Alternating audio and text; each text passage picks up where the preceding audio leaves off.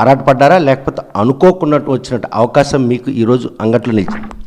నేను సినిమాలోకి రావాలని ఆరాటపడడం అలాంటిది ఏం కాదు. ఎందుకంటే మనది ఎప్పుడు బిజీ లైఫ్. ఒక పక్క సార్తో పాటు పాలిటిక్స్ మనం చూసుకోవాలి, ఒక పక్క బిజినెస్ మేనేజ్ చేయాలి.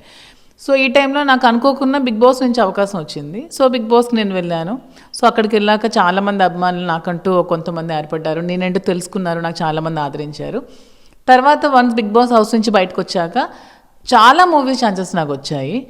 కానీ శ్రీనివాస్ గారు ఏమన్నారంటే, నీకు నిజంగా చేయాలని ఇంట్రెస్ట్ ఉన్నప్పుడు ఏ క్యారెక్టర్ పడితే ఆ క్యారెక్టర్ వద్దు, ఒక గుర్తింపు తెచ్చే క్యారెక్టర్ ఏదైనా వస్తే చూస్ చేసుకుందాం అన్నప్పుడు ఈ చీన్ టపాక్ డుమ్ డుమ్ అనే మూవీ నాకు ఒక ఆఫర్ ఇచ్చింది. దాంట్లో ఒక గైరమ్ అత్త అని ఒక డిఫరెంట్ క్యారెక్టర్తో వాళ్ళు నా ముందుకు వచ్చారు. స్టోరీ చాలా బాగుంది. నా క్యారెక్టర్ అందులో గుర్తుండిపోయేటట్టు ఉంటుంది. ఆద్యంతం హాస్యాస్పదంగా ఉంటుంది, సినిమా అంతా కామెడీతో ఉంటుంది. సో స్టార్టింగ్ నుంచి ఎండింగ్ వరకు స్క్రీన్ మీద నన్ను చూస్తే నవ్వుతూనే ఉంటారు. ఒక డిఫరెంట్ గెటప్ కానీ, క్యారెక్టర్ కానీ, యాస కానీ కంప్లీట్గా చాలా డిఫరెంట్గా చూపించారు డైరెక్టర్ గారు. చాలా బాగుంది మూవీ. ఖచ్చితంగా నా అభిమానులు అయితే స్క్రీన్లో మూవీని అయితే ఎంజాయ్ చేస్తారు.